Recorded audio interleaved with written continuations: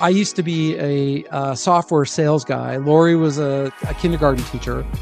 We had no food experience, and we came out of the gate with our first product winning this award, being featured on the front cover of Specialty Food magazine. And it's a world famous award, and we didn't know what hit us. Hi everyone. Today I am in conversation with Llance Kezner. I was actually expecting Lori, his wife, to be joining in as well, but so now I'm going to have to rephrase a little bit of my introduction, but that's fine. So Lance and his wife Lori are the duo behind Keep Life Tasty, which is a family business. It's dedicated to creating award winning food and beverage products that help people manage stress and anxiety. And they have 14 years of experience. And it's interesting to see how the husband and wife duo has teamed up. They put their passion, innovation, and family legacy to deliver plant based flavored offerings. So let's just dive into this conversation and chat about Lance, your entrepreneurship, food innovation, and the unique challenges of running a family business together. So thank you for joining me today, Lance. Thank you. It's a pleasure being here. I really appreciate it. So let's kickstart the conversation by asking you to share the story behind Keep Life Tasty and how your family values actually shaped the foundation of the business. I think that it's best said that we had no plans of creating a food business. We had no plans of structuring it a certain way. It just happened in a really natural, organic way. It wasn't like we set out one day to do this, but it literally came from a job layoff where I, in 2009, was laid off from my primary job. And so Lori and I decided that we would take things into our own hands and shape our own destiny and make sure that we were in a little more control. And both of us were very creative, and we had created a some cooking ingredients, and that's how we started. We just dabbled with different ingredients and decided to create products out of them. So it was just the two of you who created these ingredients. It was not like a family legacy, Laurie's mom or any other member of your family from the previous generation. What we did is that we decided that we wanted to pay tribute to our family, and especially our loved ones who are no longer with us. We wanted to pay tribute to them in some way. And eventually, when we were creating these products, we started naming them after people who, in our family and tying some kind of connection to them. That's really where the family part came from. And we figured no one else could do it. No one else could name them after our family members. And we always knew that it's an ultimate tribute. They never got to see these things, but it's an ultimate tribute to them. And we wanted to show our children that commitment. Yeah. No, that's amazing. That's amazing.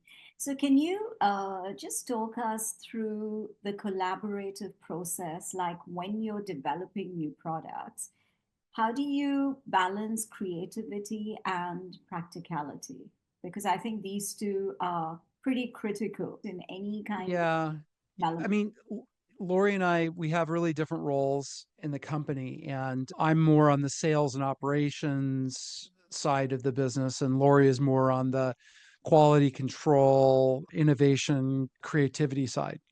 And we do cross over back and forth because at the end of each cycle of development, we only have each other to bounce things off of. And of course, the ultimate arbiter of our work is the customer. So if the customer doesn't like it, they tell us. We know right away. A lot of it is just because we didn't have uh, experience in the food business when we first started.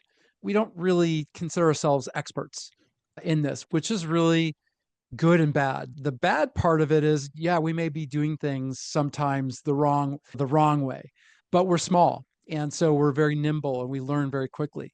The good thing is we're not tied to, oh, you only do things a certain way. And most of our day is problem solving. It's really interesting. But you think at first, when we were creating the business, there was a lot of creative energy and there was a lot of excitement around what's this going to look like and all this kind of stuff. But now our creative energy is around problem solving. And sometimes they're good problems, sometimes they're not very nice problems. But I think that gives both of us, because we have totally different perspectives on solving a problem. I think that really gives us an advantage. Yeah, so that's how you're able to combine your strength, because clearly your strength is the marketing of it and Laurie's strength is the creating of the product. Yeah, so you complement each other, which is quite interesting. And I think it's, especially since you're small, it makes a lot of sense. And the two of you are a couple and you know each other for so many years. I think you understand each other a lot better. Although at times there could be, clashes may not be the right word to use. It may be a very strong word, but difference in opinion.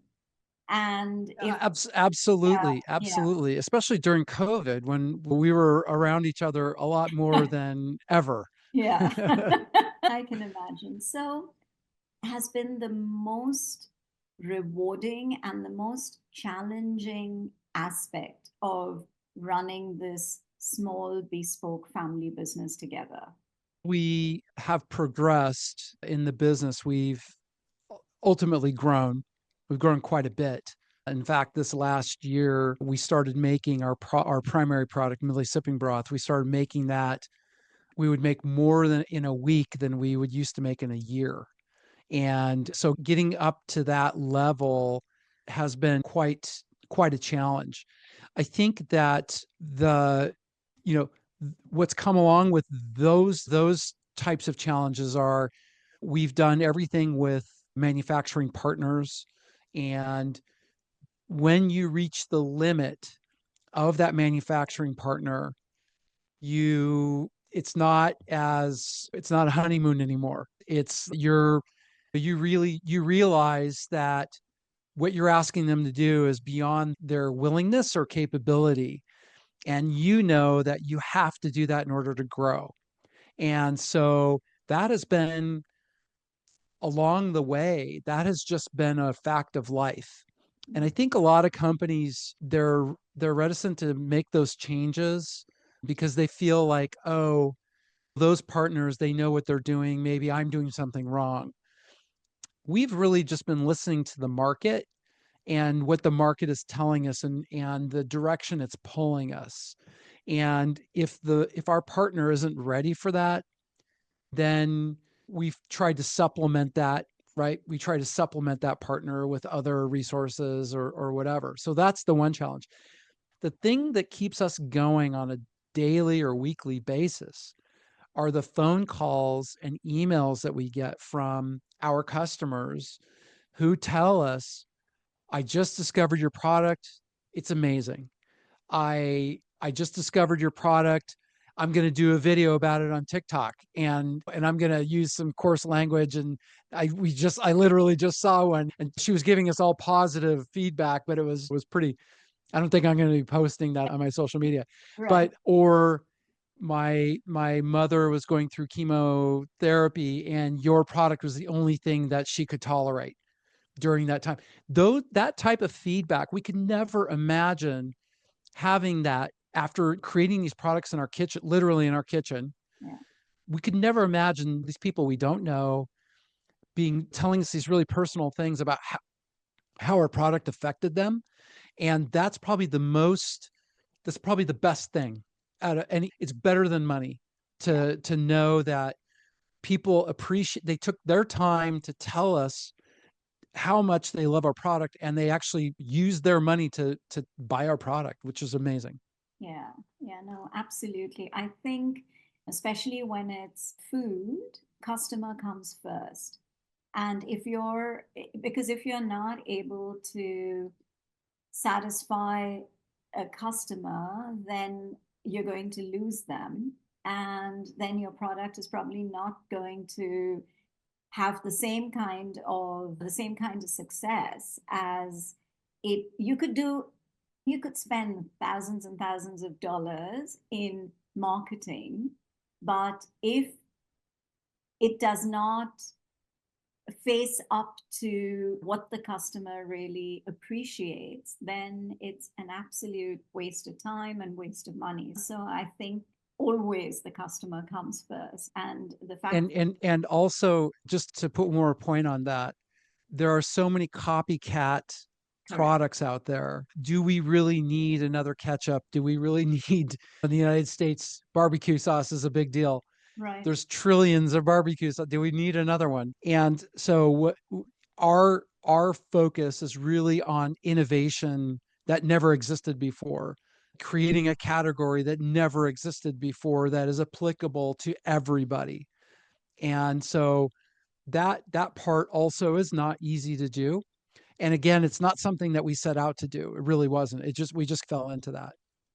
Yeah, so it's the uniqueness of your products and the freshness of the ingredients, I think, which probably sets you apart from a lot of other products that are very commercial, and it's more about how much they sell rather than the quality of what they sell. So It's yeah, critical. It's it, absolutely critical. yeah. So what are some of the products that you have under your brand? So the very first product that we created was a garlic condiment called Garlic It. And basically, it was something that we used to use in our kitchen. We would cook with it. It came out of an accident from a salad dressing that we used too much garlic with. And it was at the end of the night after a party, we had made the dressing. People were commenting about, oh, it's very garlicky. And at the bottom of the cruet with all the dressing was like a layer of a few inches of garlic, cut up garlic.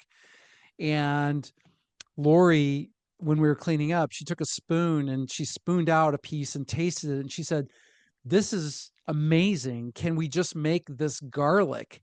I think the salad dressing was a bust, but let's just try and make this garlic. So that was our first product.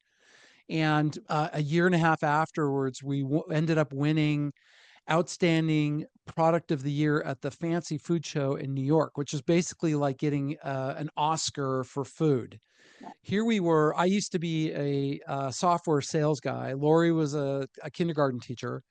We had no food experience, and we came out of the gate with our first product, winning this award, being featured on the front cover of Specialty Food Magazine. And it's a world famous award. And we didn't know what hit us. And that was a real And taste all of of this was coming out of your kitchen. out of our kitchen. Wow. The idea came from that. We quickly found a manufacturing partner to help us create, in mass, but we didn't know what hit us. I mean, we learned a lot. We have, something here we say it's like drinking out of a fire hose. We literally were learning things on the go. And I think that it was a good thing that we learned a lot from that product because we knew that in order to be really successful in the food business, we needed to have certain things that were a little more in tune with what would be a trend setting item that would be applicable to everybody. And so we started with that. We created some spice rubs, some things for we had is a crazy one. We made a spice for watermelon. It was yeah.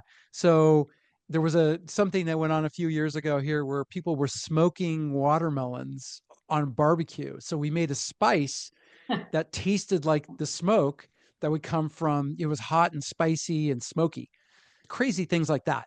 But the thing that really has taken off for us is our Millie sipping broth. And that really came from a need that Lori had as a teacher in the afternoons in between classes.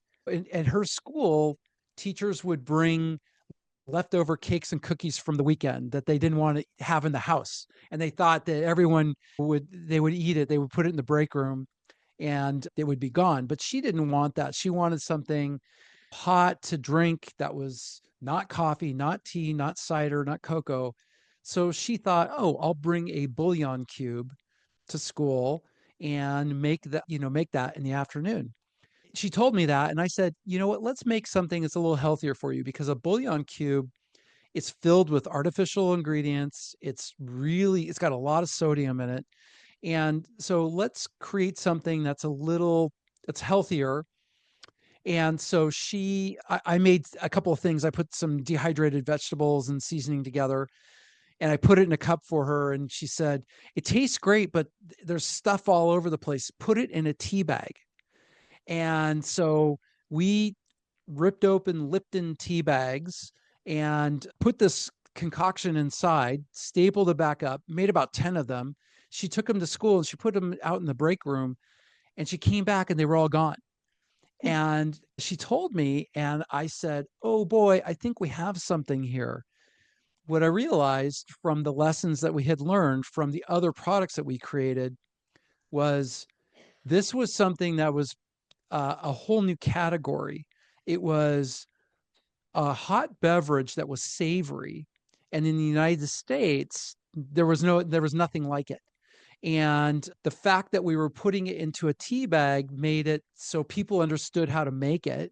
But it was broth that everyone's been drinking for thousands of years to make you feel good, to take away your snack cravings, and it's applicable to everybody. And so that's how it started. And so, is that your most popular product? That is, yeah. It's here it is. Wonderful. It's comes in a tea bag. You just open it up and put it right in your mug. And I think that it resonates with people. I think it coincided with a couple of things. First off, it's all plant-based, it's all vegan.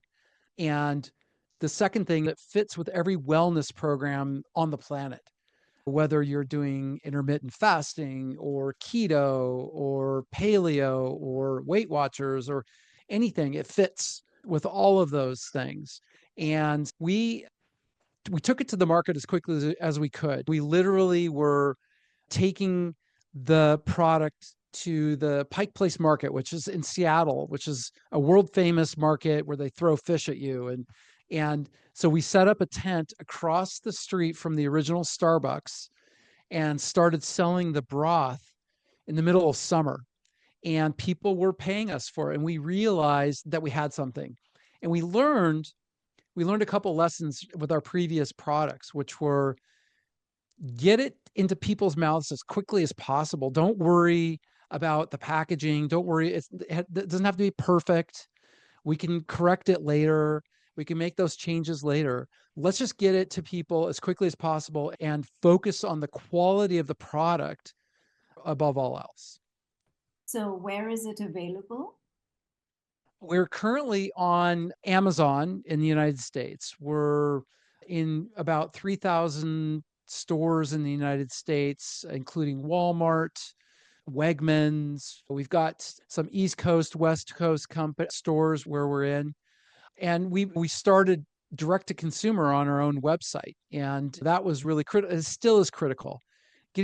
Maintaining that contact with people who are actually, paying money for our product, it's invaluable. I mean, we learn things daily. Now that we're making, we went from our kitchen making 10, now we're making millions of these tea bags.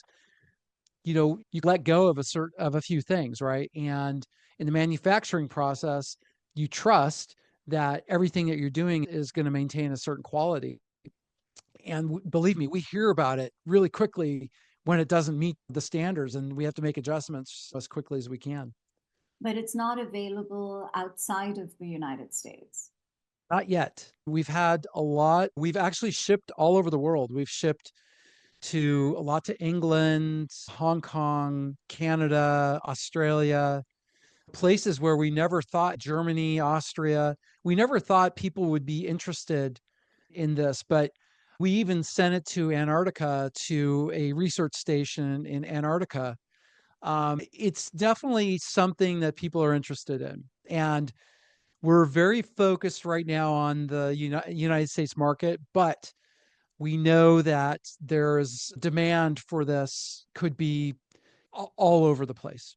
Yeah, I'm sure that the next time I'm in the US, I'm most definitely going to order some on Walmart and through Amazon and then probably bring it back to Singapore. But how do you see, what is your vision for Keep Life Tasty? Where, maybe like short term or even long term vision? Think that our goals with the company have always been a little fluid in the sense that we know that we want to create a vehicle that would sustain our family, that would give us more control over our destinies, to be able to be innovative, to have a creative outlet that fit both of our personalities. And that's the one thing that we really do have most in common, is that desire to innovate. So our goals really are to we wanted to test different ideas to see what would take off. And we've done that. And the broth really has the legs to take off. On the other products, they're off to the side a little bit. They're not getting as much attention as they used to, but our goal really is to expand the Millie sipping broth to multiple markets in the United States, not only in retail, but we want to bring it into food service. Imagine if you're on your next flight and the beverage cart came and they asked you, would you like coffee, tea, or broth? How many people do you think would try broth? Correct. Come on, it's a Yeah, natural fit, right? correct. Yeah. We're focused on those types of opportunities. Hospitals, bringing broth into hospitals for patients. Patients thrive when they have good food. It's a proven thing in the American dietitian community. They know that patients will recoup faster if they are satisfied with their environment, and a big part of that's food. Cafes and coffee shops, company break rooms, these are all places that we really feel there's a huge opportunity for expansion, and they require, back to what I was talking about, creative problem solving. It's not only it's getting into the markets, it's solving the problems for supplying those markets, messaging to those markets, being adaptive and catering to the needs of all those markets. And I think that's really the goal for us, is to explore as much as we possibly can how far we can go with this and take care of our family at the same time. Yeah, no, that's amazing. It's obviously you have you are innovators, food innovators, and so there's no stopping you from creating more and more products within your kitchen and then experimenting and then taking it further. I think Millie's, what do you call it? Millie's broth. Really sipping broth. Yeah. Sipping broth, yeah. I think that sounds like a product that definitely has legs, not just within the US, but globally. So I wish you luck with that, and I hope to see it in Singapore someday. Thank you. Thank you. Yeah. Yeah, it's been to Singapore. We've actually shipped it to Singapore. But do you ship Um, like small consignments or is it more for, it's more for individuals. So it is yeah, for individuals. Okay. yeah, And individuals will and order.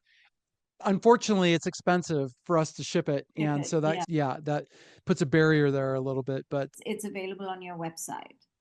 exactly, yes, For yeah, shipping. Okay, great. absolutely. Okay, Yeah. super. So, one last thing before I let you go. What kind of advice would you give to other couples who are considering starting a business together?